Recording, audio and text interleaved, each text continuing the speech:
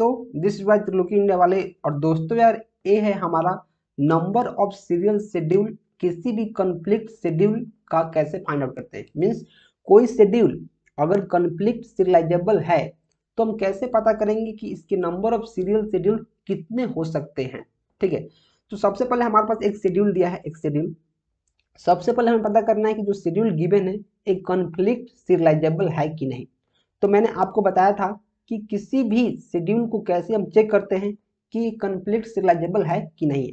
तो सबसे पहले हम इसका प्रेसिडेंस ग्राफ बनाते हैं। क्या करते हैं? Precedence graph.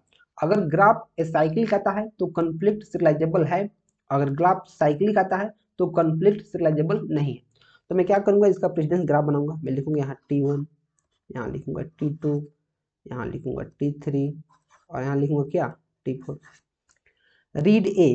रीड ए इधर राइट ए कहीं भी है, राइट ए कहीं भी है तो हमारा क्या है, एक एज बनेगा। तो राइट ए यहाँ है, राइट ए यहाँ, और कहीं भी राइट ए है नहीं, मीन्स 1 से 2 की तरफ, 1 से 2 की तरफ एक एज बनेगा। अब इसको क्या करना है, खत्म कर देना है, टिक लग गया।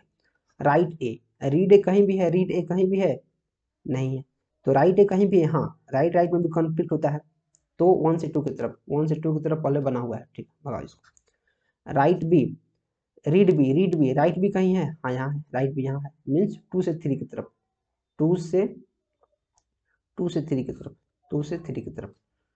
रीड भी राइट भी 2 से 3 की तरफ। ठीक है, अब देखो राइट भी यहाँ है, राइट भी यहाँ, राइट भी यहाँ है, तो राइट भी और कहीं है या फिर रीड भी कहीं है, कहीं नहीं, तो इसको भगाओ, भगाओ इसको, हो गया। राइट सी, रीड सी, सॉरी रीड सी, आर सी, रीड सी, तो राइट सी कहीं है नहीं, यहाँ रीड सी है, रीड रीड में कॉन्फ्लिक्ट नहीं होता। ठीक है, भगाओ इसको। राइट सी और यहाँ रीड सी, मीन्स 4 से 2 की तरफ, 4 से 2 की तरफ, 4 से 2, 4 से 2 की तरफ। अब देखो यहाँ क्या है, राइट सी, रीड सी, तो राइट सी कहीं है, कहीं भी नहीं है। रीड ए, राइट ए, ये हमारा राइट ए, तो इधर राइट ए कहीं भी है नहीं है, या फिर रीड ए कहीं भी है नहीं, और लास्ट वाला इसके बाद कोई है ही नहीं। मतलब ग्राफ क्या हमारा है, एसाइक्लिक। ग्राफ क्या है, एसाइक्लिक। जब ग्राफ एसाइक्लिक है तो क्या है, कॉन्फ्लिक्ट सीरियलाइजेबल है। जब ग्राफ हमारा एसाइक्लिक है तो शेड्यूल क्या है, कॉन्फ्लिक्ट सीरियलाइजेबल है। अब मुझे पता करना है कि जब कॉन्फ्लिक्ट सीरियलाइजेबल है तो जो हमारे नंबर ऑफ ट्रांजेक्शन इसमें 4 है और शेड्यूल का नाम है S, तो इसको सीरियली हम कितने तरीके से सजा सकते हैं, मीन्स इसमें कितना सीरियल शेड्यूल बन सकता है। जैसे देखो आपके पास कोई शेड्यूल है S, इसमें अगर 2 ट्रांजेक्शन है T1 T2, इतना ट्रांजेक्शन है। जैसे यहाँ रीड ए है और राइट ए है, और हमारा क्या है, कॉन्फ्लिक्ट सीरियलाइजेबल शेड्यूल। मान चलता हूँ एक कॉन्फ्लिक्ट सीरियलाइजेबल शेड्यूल है, तो इसको मैं कितने तरीका से सीरियली सजा सकता हूँ, सीरियली में इसको कितने तरीका से सजा सकता हूँ। तो आप बोलोगे सर जो हमारा शेड्यूल है इसमें 2 ट्रांजेक्शन है T1 T2, तो पहले मैं T1 को एग्जीक्यूट कर लूंगा फिर T2 को, या फिर मैं क्या करूंगा, पहले T2 को कर लूंगा फिर T1 को। मीन्स अगर हमारे पास 2 ट्रांजेक्शन है, हमारे पास क्या है, 2 ट्रांजेक्शन है, तो मैं इसको 2 तरीका से, या तो पहले मैं T1 को एग्जीक्यूट कर लूंगा फिर T2 को, या फिर मैं T2 को फिर T1 को। मैं 2 तरीके से सीरियली इसको कर सकता हूँ। मैं क्या कर सकता हूँ, 2 तरीके से इसको कर सकता हूँ। तो मैं बोलूँगा एकदम सही बोल रहे हैं आप, एकदम सही बोले।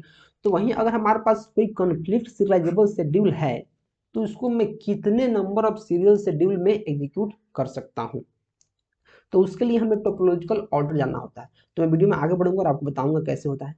तो देखो, to find serial schedule corresponding to a conflict serializable schedule, कोई भी कॉन्फ्लिक्ट सीरियलाइजेबल शेड्यूल है उसके कॉरेस्पॉन्डिंग अपने को अगर सीरियल शेड्यूल फाइंड आउट करना होता है तो we have to do topological order sort of that conflict serializable schedule.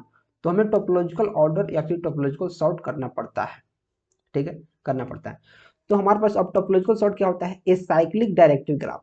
अगर कोई भी ग्राफ ए साइक्लिक है, मीन्स उसमें साइकिल नहीं बन रहा है, तो ही हम उसका टोपोलॉजिकल सॉर्ट कर सकते हैं। जैसे हमारे पास एक क्या है, टोपोलॉजिकल एक क्या है, प्रेसिडेंस ग्राफ है। मैं यहाँ लिखता हूँ जैसे T1, और यहाँ मैं लिखूंगा T2, और यहाँ मैं लिखूंगा T3, और यहाँ मैं लिखूंगा क्या, T4। मैंने इसको लिख दिया और जैसे ग्राफ बनाया वैसे मैंने बना दिया। तो कैसे मुझे पता करना है, जैसे मान के चलता हूँ कोई हमारे पास कॉन्फ्लिक्ट सीरियलाइजेबल शेड्यूल है और उसका जो ग्राफ है ऐसे बना है, ऐसे बना है, प्रेसिडेंस ग्राफ ऐसे बना है। तो कैसे पता करेंगे इसमें कितना सीरियल शेड्यूल है, कैसे पता करेंगे। तो देखो जितने इस पर कोई भी वर्टेक्स है, इस पर जितना नंबर ऑफ एज है उसको लिखेंगे। तो इस पर कितना एज है, मतलब कितना एरो T1 की तरफ आया हुआ है, तो आप बोलोगे सर 0 एरो, मीन्स एक भी एरो T1 की तरफ एरो नहीं आया है। इसमें T3 की तरफ कितना एरो आया है, 1 आया है, मीन्स T1 से T3 तरफ आया है एक एरो, एक एरो। फिर T4 की तरफ कितना एरो आया है, तो आप बोलोगे सर एक T2 से आया है, एक T3 से आया है, 2 आया है। T2 की तरफ कितना एरो आया है, तो आप बोलोगे सर सिर्फ T1 की तरफ से आया है 1, 1। ठीक है, तो मैं देख रहा हूं जिसका एज 0 है, मीन्स जिसके एज 0 है मैं उसको रिमूव करूंगा। टोपोलॉजिकल सॉर्ट कैसे करते हैं, जिसका एज 0 है, मीन्स जिस पर 0 एरो आया है उसको पहले हमें रिमूव करना पड़ता है, रिमूव करना पड़ता है। और सबसे पहले मुझे उसी को लेना पड़ता है, तो मैं क्या लूंगा, सबसे पहले मैं T1 लूंगा, T1 एरो। क्यों, क्योंकि इसका जो एज है 0 है। अब 0 तो मुझे क्या करना पड़ेगा, इसको भगाना पड़ेगा। इसको मैं भगाऊंगा तो मेरे पास क्या बच जाएगा, मेरे पास बच जाएगा T2, मेरे पास बच जाएगा T4 और मेरे पास बच जाएगा T3। और एरो इधर से इधर और इधर से इधर। अगर मैं इतना को भगा दूंगा, मैं जब मैं T1 को भगाऊंगा तो इससे जो एरो जा रहा है ये भी भाग जाएगा। अब सिर्फ इतना बच जाएगा, कितना बच जाएगा, इतना, इतना बच जाएगा। तो अब देखो इसका जो हमारा एज कितना हो गया, अब इसका 0 हो जाएगा, इसका 0 हो जाएगा और इसका क्या हो जाएगा, 2 हो जाएगा। मैं इसको भगा के देखता हूँ, मैं क्या करूँगा, इरेजर लूँगा और इसको भगा ही दूंगा, इसको मैं भगा देता हूँ। जब मैं इसको भगाऊंगा तो हमारे पास क्या बच जाएगा, हमारे पास ग्राफ ऐसा बच जाएगा, हमारे पास ग्राफ अब इतना बच जाएगा। अब इसका प्रेसिडेंस, अब इसका हमारा क्या होगा, इसका जो वैल्यू है, इसका जो हमारा क्या है एज, इसका 0 हो जाएगा और इसका 0 हो जाएगा। तो सबसे पहले मुझे T1 को एग्जीक्यूट करना है, क्यों, क्योंकि उसका 0 था, उसका क्या था, उसका 0 था वैल्यू, उसका एज 0 था। अब हमारे पास T3 और T2 दोनों का एज 0 है, दोनों का क्या है, एज 0 है। तो T1 के बाद मैं T2 को भी कर सकता हूँ और T1 के बाद मैं T3 को भी कर सकता हूँ। क्यों, क्योंकि दोनों का एज 0 है, दोनों का एज क्या है, 0 है, दोनों का एज 0 है। अब देखो, जैसे मानो मैं T2 को करता हूँ, मैं T2 कर रहा हूँ, मैं T2 करूंगा तो फिर मैं T2 को भगाना पड़ जाएगा। जब T2 को मैंने भगा दिया, अब इसको खत्म कर दिया, अब इतना बचेगा। जब T2 को मैं भगा दूंगा उसके बाद मेरे पास क्या बचेगा, T3 का 0 है, तो मुझे यहाँ T3 करना पड़ेगा और उसके बाद T4 है ही। मैं मान चलता हूँ मैं T3 को भगा दूंगा, T3 अगर मैं T3 को भगा दिया तो मेरे पास T2 बच जाएगा जिसका एज 0 है। तो हमारे पास आ जाएगा यहाँ, यहाँ T2 आ जाएगा और यहाँ क्या आ जाएगा, T4 आ जाएगा। मीन्स अगर हमारे पास ऐसा प्रेसिडेंस ग्राफ है, ऐसा प्रेसिडेंस ग्राफ, तो सबसे पहले मैं देखूंगा कि नंबर ऑफ एज 0 किसका है, किसी ना किसी का 0 होगा ही, किसी ना किसी का कॉन्फ्लिक्ट सिरियलाइजेबल में 0 होगा ही। और 0 जिसका है पहले उसको शुरू करेंगे, पहले क्या करेंगे, उसको शुरू करेंगे, उससे शुरू करेंगे, पहले पहले उसको क्या करिए, मैंने शुरू कर दिया।